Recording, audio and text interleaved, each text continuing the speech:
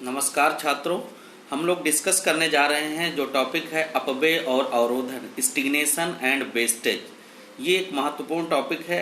शिक्षक भर्ती परीक्षा का 2 बार पेपर हुआ और दोनों बार सवाल पूछा गया कि अपव्यय और अवरोधन किस कमेटी ने सबसे पहले भारत की प्राथमिक शिक्षा में आइडेंटिफाई किया था या बताया था। तो ये सवाल 2 बार पेपर हुआ, दोनों बार पूछा गया। तो पहले हम जाने स्टिग्नेशन एंड वेस्टेज यानी अपव्यय और अवरोधन है क्या। अपव्यय मतलब वेस्टेज, अवरोधन मतलब स्टिग्नेशन। तो ये दो प्रक्रिया है क्या। भारत की प्राथमिक शिक्षा का सार्वभौमिकरण यानी यूनिवर्सलाइजेशन के लिए 4-5 शर्तें हैं। अगर उन शर्तों को माना जाए तो भारत की प्राथमिक शिक्षा का यूनिवर्सलाइजेशन यानी सार्वभौमिकरण किया जा सकता है। तो इस सार्वभौमिकरण की प्रक्रिया में पहली कंडीशन जो है वो है कि 100% बच्चों के लिए स्कूल उपलब्ध कराया जाए। ये बड़ी समस्या है भारत जैसे देश में कि यहाँ पर इंटीरियर एरिया जो है, पिछड़े या बीमारू राज्य हैं, उनके जो कुछ हिस्से या जिले हैं जिनमें प्रॉपर आज भी स्कूलों की फैसिलिटी नहीं है। कई कई किलोमीटर तक बच्चों को जाना, स्कूल दूर जाना पड़ता है। तो पहली एजुकेशन के यूनिवर्सलाइजेशन की कंडीशन है कि प्रत्येक बच्चे को या 100% 100% बच्चों को स्कूल उपलब्ध कराया जाए। दूसरी यह शर्त है कि दूसरी आवश्यकता या शर्त यह है कि बच्चे का 100% इनरोलमेंट स्कूल में हो। स्कूल हैं लेकिन स्कूलों में बच्चों के नामांकन नहीं हो रहे हैं, मतलब एडमिशन नहीं हो रहे हैं, वो वहां पर इनरोल ही नहीं हो पाते। तीसरी कंडीशन है कि बच्चे को स्कूल में जो बच्चों का दाखिला होता है यानी नामांकन होता है, उन बच्चों को एक निश्चित पाठ्यक्रम प्रक्रिया को कंप्लीट होने तक रोके रखा जाए। बच्चे नामांकन तो कराते हैं, फिर बीच से वो कहीं गायब हो जाते हैं या जो रुके रहते हैं उनको पता ही नहीं होता है कि वो किस क्लास में है और उनका जो सिलेबस है वो 1 साल का या 2 साल का या प्राइमरी एजुकेशन का वो कितने सालों में पूरा होगा। उनकी एज बढ़ती जाती है, साल निकलते जाते हैं और वो अपनी कक्षाओं को कंप्लीट करके अगली कक्षाओं तक नहीं पहुंच पाते हैं। तो इस कारण से उनका मोह भंग होता है, छोड़कर चले जाते हैं कि कई और बाधाएं। और लास्ट और आखिरी कंडीशन है कि जो अंतिम परीक्षा है वो बच्चे उत्तीर्ण कर पाए। तो अंतिम परीक्षा उत्तीर्ण कर पाए यानी जो प्राथमिक शिक्षा व्यवस्था में आखिरी परीक्षा या आखिरी क्लास है उसको एक निर्धारित समय तक कंप्लीट कर लें। जिस एज या तारीख से उनका एडमिशन हुआ है और जब तक वो आखिरी कक्षा तक स्कूल की पहुंचते हैं वहां तक उनको लेट ना हो, मतलब वो परीक्षा उत्तीर्ण कर लें। कभी कभार होता है वो फेल होते रहते हैं, उत्तीर्ण ही नहीं कर पाते हैं। तो अपव्यय अवरोधन की समस्या के लिए हमें सबसे पहले जानना पड़ा कि शिक्षा का यूनिवर्सलाइजेशन करने की कंडीशन क्या है। अब अगर इन सारी कंडीशंस को देखा जाए तो बात आती है कि अगर हम भारत के परिप्रेक्ष्य में देखें तो भारत के आज भी ऐसे क्षेत्र हैं जहां पर नामांकन की बहुत समस्या है।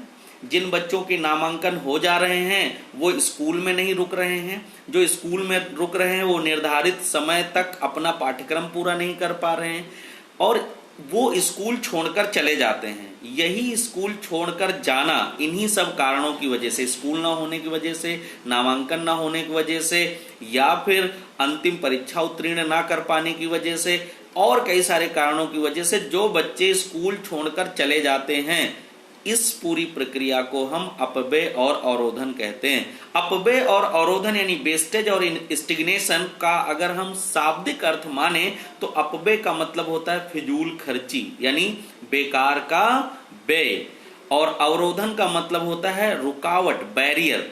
तो अपव्यय है क्या एक्चुअल में, इसको हमें जानना होगा। अब कोई बच्चा क्या करता है, किसी कक्षा में एडमिशन लेता है और वो एडमिशन लेने के बाद अपना पाठ्यक्रम पूरा किए बिना स्कूल छोड़ देता है। यहां इसको हम समझेंगे कि अपव्यय जब कोई बच्चा प्राथमिक शिक्षा पूर्ण करने से पहले स्कूल से हट जाता है तो ये अपव्यय कहलाता है। अपव्यय का मतलब फिजूल खर्ची या व्यर्थ का व्यय। इसका हमारी शिक्षा व्यवस्था में भी यही मीनिंग है कि जो बच्चा आया, दाखिला लिया और फिर पढ़ाई की प्रक्रिया के साथ जुड़ा तो संसाधन लगे, समय लगे और कई प्रकार की चीजें हुई। अब वो स्कूल छोड़कर चला गया, वो अपने ऑब्जेक्टिव को पूरा नहीं कर पाया, तो इसको क्या माना जाता है? अपव्यय माना जाता है, वेस्टेज माना जाता है। दूसरा वर्ड हमने बताया अवरोधन। अवरोधन का मतलब बैरियर या रुकावट, स्टिग्नेशन मतलब बैरियर।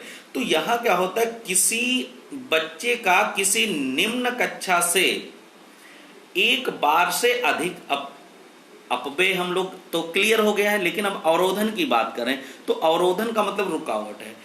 यानी प्राथमिक स्तर की निम्न कक्षाओं में अगर बच्चा कई बार फेल हो जाता है या उसी कक्षा में रुका रहता है और रोके जाने की वजह से वो क्या करता है, स्कूल छोड़कर चला जाता है, तो इसे अवरोधन कहते हैं। अवरोधन को और हम सिंप्लीफाई करते हैं कि कोई बच्चा एक ही कक्षा में बार बार अगर फेल होने के कारण स्कूल छोड़ देता है तो इसे हम अवरोधन कहते हैं। सवाल जो आपके पेपर में आया था, शिक्षक भर्ती परीक्षा में आया था, कई बार केबीएस में आया है, मैंने एक बार देखा है कि आर्मी पब्लिक स्कूल में भी यहां से सवाल पूछा गया, तो सवाल यहीं से पूछा गया, अब हम बताने जा रहे हैं। क्वेश्चन पूछा गया था, अपव्यय और अवरोधन के बारे में किस कमेटी ने सबसे पहले ये बताया था कि अपव्यय अवरोधन एक शिक्षा के सार्वभौमिकरण या यूनिवर्सलाइजेशन में सबसे बड़ी बाधा की तरह पैदा हो रहा है या बन रहा है, बाधा बन रहा है। तो ये कमेटी जो थी, इसका नाम था हर्टांग कमेटी। आपको ध्यान रहे, हर्टांग कमेटी ने सबसे पहले अपव्यय अवरोधन के बारे में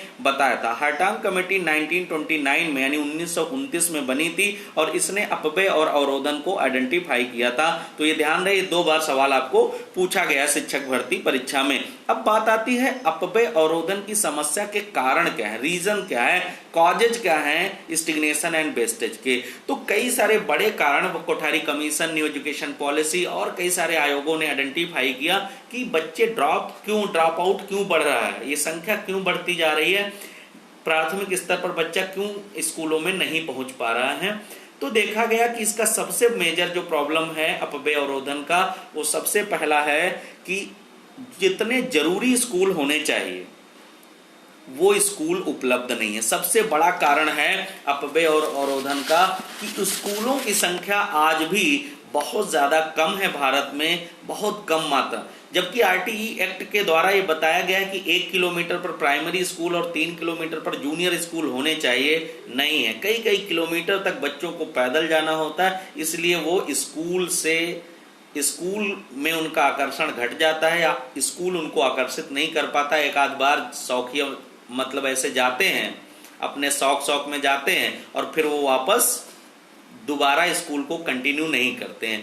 दूसरा बड़ा कारण है दोषपूर्ण पाठ्यक्रम, यानी बहुत ज्यादा मुश्किलें हैं हमारे पाठ्यक्रम में, बहुत ट्रेडिशनल पाठ्यक्रम है। नेशनल कैरिकुलम फ्रेमवर्क कहता है कि कैरिकुलम का रीओरिएंटेशन होना चाहिए, आज भी भारत इस पर ध्यान नहीं दे रहा है। प्राथमिक स्तर का जो कैरिकुलम है वो बहुत ज्यादा इंटरेस्टिंग है और बहुत ज्यादा कॉम्प्लेक्स होने की वजह से बच्चे उस व्यवस्था में ज्यादा दिन तक रुक नहीं पाते। रिजिड कह सकते हैं, लचीला नहीं है, फ्लेक्सिबल नहीं है, वो बहुत रिजिड है पाठ्यक्रम और ट्रेडिशनल है, इसकी वजह से बच्चे भी स्कूल छोड़ देते हैं।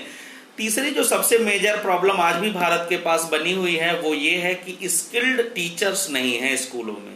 टीचर तो हैं लेकिन स्किल्ड टीचर नहीं, कौशल युक्त शिक्षक नहीं है, जिससे उनके पास अट्रैक्टिव टीचिंग मेथड नहीं है, टीचिंग लर्निंग मटेरियल वो बना नहीं पाते हैं और बच्चे की जो आवश्यकताएं हैं, बच्चों की जो रुचियां हैं, उनको वो फुलफिल नहीं कर पाते हैं, जिससे भी बच्चों का मोह भंग हो जाता है। और सबसे बड़ा कारण जो अभी भी समाज में आ रहा है वो ये है कि समाज एक तो बहुत ज्यादा इलिटरेट है, आज भी भारत में स्थिति बनी हुई है कि जागरूकता की बड़ी कमी है, अवेयर नहीं है। और तीसरे पॉवर्टी यानी गरीबी बहुत है, जो गरीब परिवार हैं वो अपने बच्चों को मजदूरी के कामों में और विभिन्न प्रकार के कामों में लगा देते हैं, जिसके कारण से क्या होता है, बच्चे स्कूल जाते हैं या जा नहीं पाते हैं या छोड़कर चले जाते हैं। तो आपको क्लियर हुआ क्या है वेस्टेज और स्टिग्नेशन, अपव्यय और अवरोधन। इंपॉर्टेंट टॉपिक है, यहां से शिक्षक भर्ती परीक्षा में 2 बार सवाल पूछा गया, केबीएस एनबीएस में भी सवाल पूछे जाते हैं।